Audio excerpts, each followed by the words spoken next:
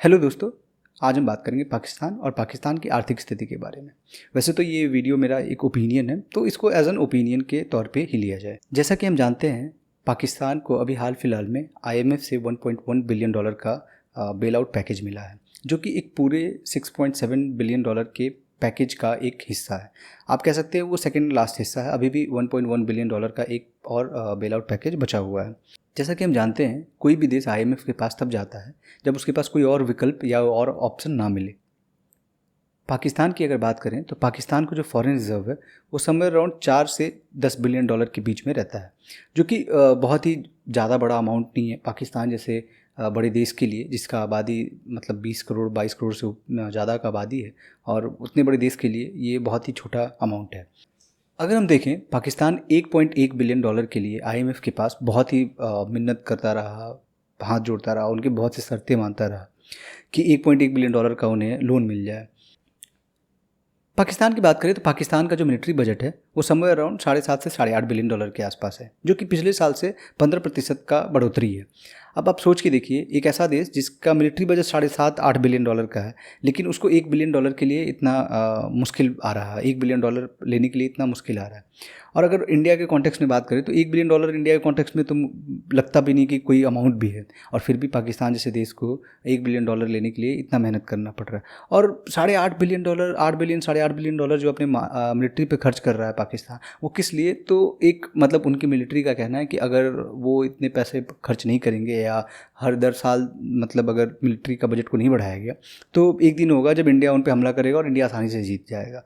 लेकिन अगर conventional warfare की बात करें, जो कि मतलब जिस चीज़ में सबसे ज़्यादा पैसा खर्च होता है, जैसे टैंक्स का वॉर, फाइटर एयरक्राफ्ट का वॉर, ये सब का वॉर अगर बात करें कन्वेंशनल वॉरफेयर, तो इंडिया कहीं आगे है। इंडिया का जो अभी हाल का रिसेंट डिफेंस बजट है वो समवेयर अराउंड $78 बिलियन के आसपास है। और इंडिया पिछले मतलब 10 साल से एटलीस्ट 30 बिलियन 40 बिलियन प्लस खर्च कर रहा है।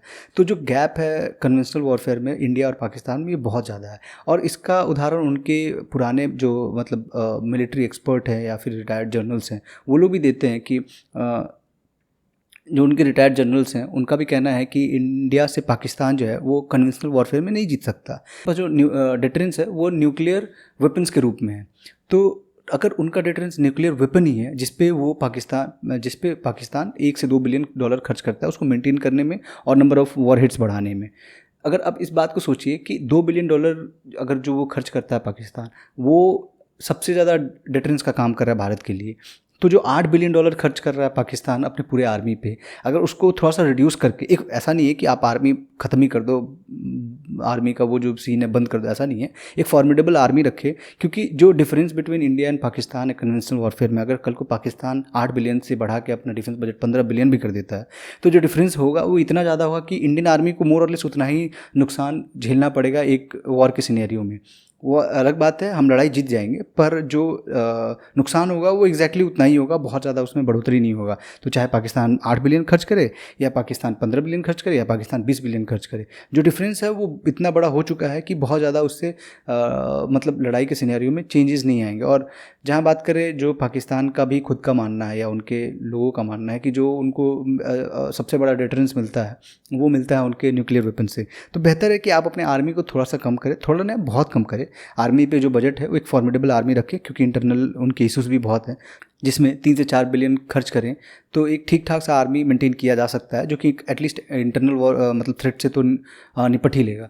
तो 3-4 बिलियन डॉलर अगर पाकिस्तान जो है अपने आर्मी पे खर्च करे और बचा हुआ पैसा जो है फिर अपने इकॉनमी में डाले। अब इकॉनमी में उनके बहुत ही बेसिक मतलब जो सुधार की ज़रूरत है, और वहाँ के जो लोग हैं वो बेहतर इस बात को जानते हैं, जो आम लोग हैं उस बेहतर इस बात को जानते हैं। जैसे कि मतलब अब इंडिया में हम बात करते हैं तो हम जब इंफ्रास्ट्रक्चर की बात करते हैं तो हम कहते हैं कि रोड्स हैं पर बेहतर रोड्स चाहिए, अगर इंटरनेट की सुविधा है तो और भी बेहतर, अगर लॉजिस्टिक की सुविधा है तो उसको और भी बेहतर बनाया जाए। जैसे कि इंडिया में किसी भी जगह से इन एन एवरेज पोर्ट तक जाने में किसी सामान को 13 दिन का समय लगता है। तो ये एक मतलब एक वेग सा स्टैटिस्टिक्स है जिसको हम बात करते हैं कि बेहतर किया जाए। पर पाकिस्तान में उल्टा, इसके उलट तो नहीं कहेंगे, पर बहुत ही बेसिक्स इंफ्रास्ट्रक्चर नहीं है, जैसे कि बिजली नहीं है, इंटरनेट की तो बात ही नहीं है, रोड्स मतलब अच्छे रोड्स की तो बात ही नहीं, रोड्स ही नहीं है। तो ये जो बेसिक इंफ्रास्ट्रक्चर है उस पर ध्यान दे पाकिस्तान, जो अपने उनके जो पुराने लोन के इंटरेस्ट पेमेंट्स हैं उनको टाइम पे करे। तो इससे होगा ये कि डिफ़ॉल्ट से भी बचा जा सकता है। और अगर हम आर्मी के बजट की बात करें तो पाकिस्तान का रुपया भी इतना ज़्यादा डिवैल्यू हो रहा है डॉलर के मुकाबले कि 2000 मतलब 19-20 में जो पाकिस्तान का डिफेंस बजट था वो समवेयर अराउंड $11 बिलियन था, अगर बिलियन डॉलर की टर्म्स में बात करें तो। लेकिन साल दर साल बढ़ोतरी के बाद भी और पिछले साल के मुकाबले इस साल जो है 15% डिफेंस बजट उनका बढ़ा है। फिर भी जो उनका डिफेंस बजट है वो इस बार $8.5 बिलियन का। ऐसा इसलिए क्योंकि उनका रुपया जो है साल दर साल लगातार गिर रहा है और अभी तो 307 रुपया हो चुका है $1 के मुकाबले। तो इन सब चीज़ों पे ध्यान देना चाहिए और रादर देन इंडिया से कम्पीट करने की, जो कि पाकिस्तान को भी पता है कम्पीट करने की हालत में नहीं है, वो अपने आर्मी के साइज़ को रिड्यूस करके, आर्मी पे जो एक्सपेंडिचर है उनको रिड्यूस करके वापस अपने इकॉनमी में उस पैसे को पंप इन करे।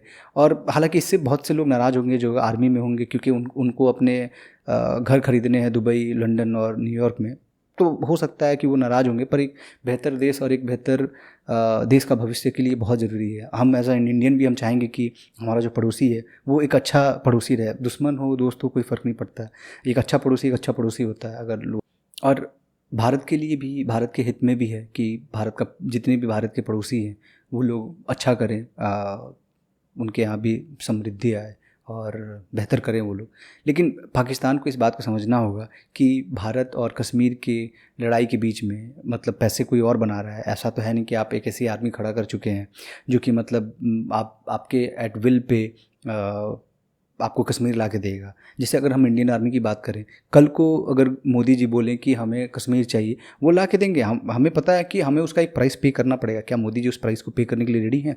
अगर उस प्राइस को पे करने के लिए रेडी है, लेट्स से कि अगर मुझे एग्जैक्ट फिगर तो नहीं पता, पर अगर लेट्स से कि एक वेग सा फिगर लेते हैं, राउंड फिगर लेते हैं कि अगर हमें 20,000 to 30,000 कैजुअलिटीज़ होंगे हमारे आर्म फोर्सेस के, और इस कैजुअलिटी के बाद हमें कश्मीर मिल सकता है, तो क्या मोदी जी वो अफोर्ड करने के लिए तैयार है? अगर अफोर्ड करने के लिए तैयार हैं तो बिल्कुल हम जब तो हमारे लिए ये क्वेश्चन आता है कि क्या हम वो प्राइस पे करने के लिए तैयार हैं। आपके लिए ये क्वेश्चन नहीं आता कि क्या आप वो प्राइस देने के लिए तैयार हैं या नहीं। आपके लिए कोई ऐसा कोई प्राइस ही नहीं है। अगर आप कश्मीर लेने आएंगे हमारा, तो जो आपके पास है वो भी जाएगा और बचे कुछ जो भी रीज़न है वो भी जाएंगे।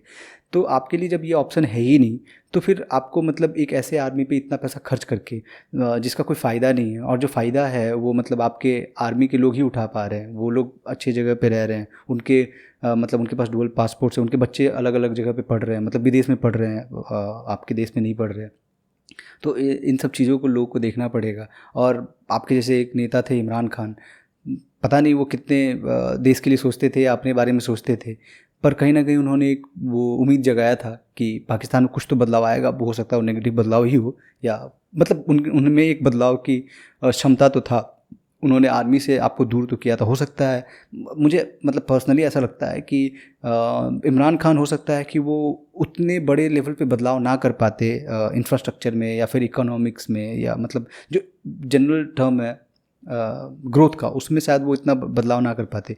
पर इमरान खान मुझे लगता है कि एक बदलाव ज़रूर करते कि जो आम पब्लिक है या जो पब्लिक एडमिनिस्ट्रेशन है उसको आर्मी से बहुत हद तक दूर कर देते। और ये एक सबसे बेसिक स्टेप है जो कि पाकिस्तान के लोग या पाकिस्तान का जो एलीट क्लास है वो समझ नहीं पा रहा है कि जो सबसे बड़ा चेंज लाना है वो आपको ये लाना है कि आपका जो रूलिंग क्लास है वो जो है वो मिलिट्री ना होके सिविलियन लोग हों जो कि आपके देश को रूल करें। अगर ये सबसे पहला स्टेप ले लेंगे आप, और इमरान खान इस चीज़ में बहुत ही अच्छे थे कि उन्होंने इस गैप को बहुत हद तक दूर किया था। और मुझे लगता है कि वो उतने अच्छा ना कर पाते हो सकता है इकोनॉमिक के फ्रंट पे, पर ये काम तो वो बहुत अच्छा कर पाते कि वो पाकिस्तान मिलिट्री को एडमिनिस्ट्रेशन से दूर कर देते। और ये सबसे पहला स्टेप होता। इसके बाद अगर आप मतलब 5 साल के बाद अगर कोई लीडर चेंज होता तो फिर आप वहाँ से ये उम्मीद कर सकते थे कि वहाँ से पाकिस्तान एक अलग ग्रोथ के ट्रैजेक्टरी पे चलेगा। पर अगर आप किसी भी देश की ग्रोथ को अगर आप देखते हैं तो आप 20 साल 25 साल 30 साल एटलीस्ट मिनिमम इतने दिन का वो सोच के चलते कि 20 साल 25 साल 30 साल बाद हम कहाँ होंगे। तो अगर इस 20 साल 30 साल का अगर वो देखा जाए, जर्नी देखा जाए, तो हो सकता है पहला 5 साल इमरान खान को मिलता जिसमें वो आर्मी और जो मतलब आर्मी का जो अथॉरिटी है रूलिंग एलिट पे या रूलिंग जो रूल कर रहे हैं उस पे, उस चीज़ को शायद वो डिसइंटीग्रेट कर पाते। और उसके बाद जो होता कि आपका जो ग्रोथ है वो शायद अच्छा होता। मतलब अभी से भी हो सकता है, ऐसा नहीं है कि अभी से नहीं हो सकता है, पर ये बात आर्मी को खुद भी सोचना होगा कि क्या उन्हें मतलब उनका घर अच्छी जगह पे चाहिए, आलीशान बंगला चाहिए न्यूयॉर्क में या फिर लंदन में, या फिर देश का एक अच्छा भविष्य चाहिए। Hope for the best. मिलेंगे अगले वीडियो में किसी नए टॉपिक के साथ।